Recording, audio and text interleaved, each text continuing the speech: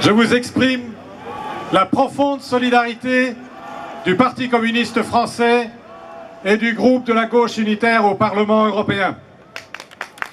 Notre solidarité va au peuple kurde.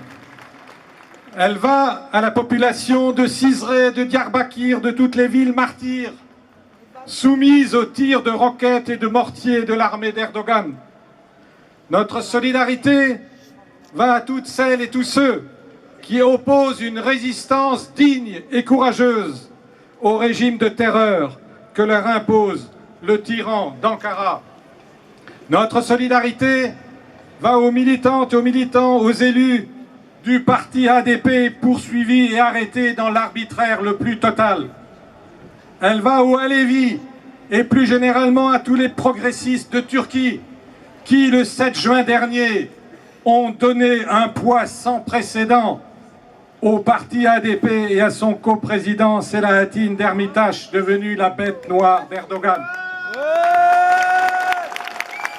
À l'inverse, nous exprimons notre condamnation absolue du nouveau sultan mégalomane d'Ankara. Il ne supporte pas d'avoir désormais en face de lui une force politique progressiste devenue incontournable. Il ne supporte pas d'avoir ainsi perdu la majorité absolue dont il rêvait pour instaurer un régime présidentiel qui lui donnerait la toute-puissance. Aussi, pour tenter de gagner les élections du 1er novembre, il est prêt à tout. Il est prêt à torpiller les pourparlers de paix entamés il y a 3 ans avec le leader historique du PKK, Abdullah Öcalan. Il est prêt à provoquer la reprise d'une guerre civile qui a déjà coûté 45 000 victimes et 30 ans de malheur. Il est prêt à réveiller de vieux démons en menant une campagne hyper nationaliste et hystérique dans toute la Turquie.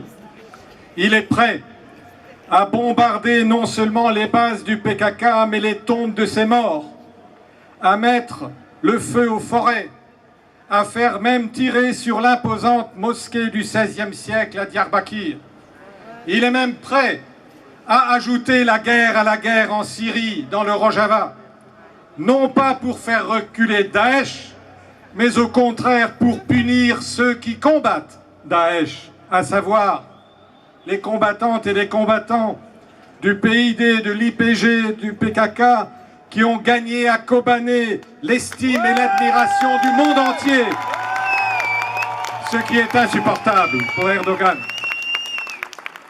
C'est à cause de tous les échecs stratégiques qu'il a subis ces derniers mois qu'Erdogan veut se venger aujourd'hui.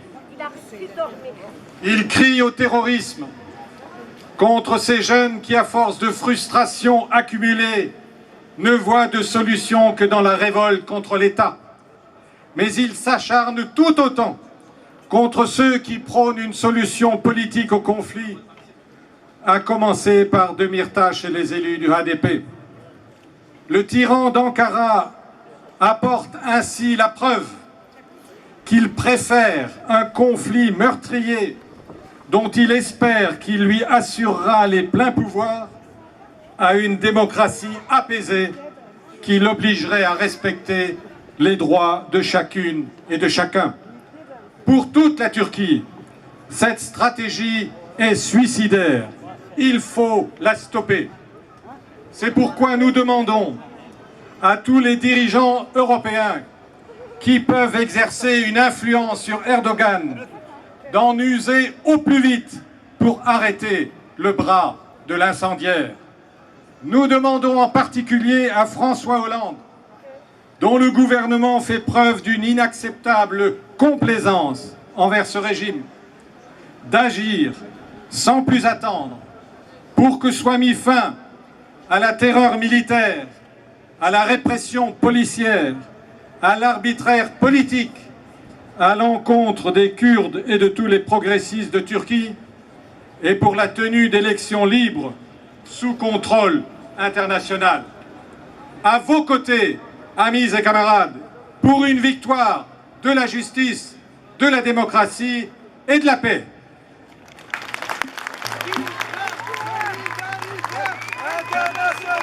Merci beaucoup, monsieur.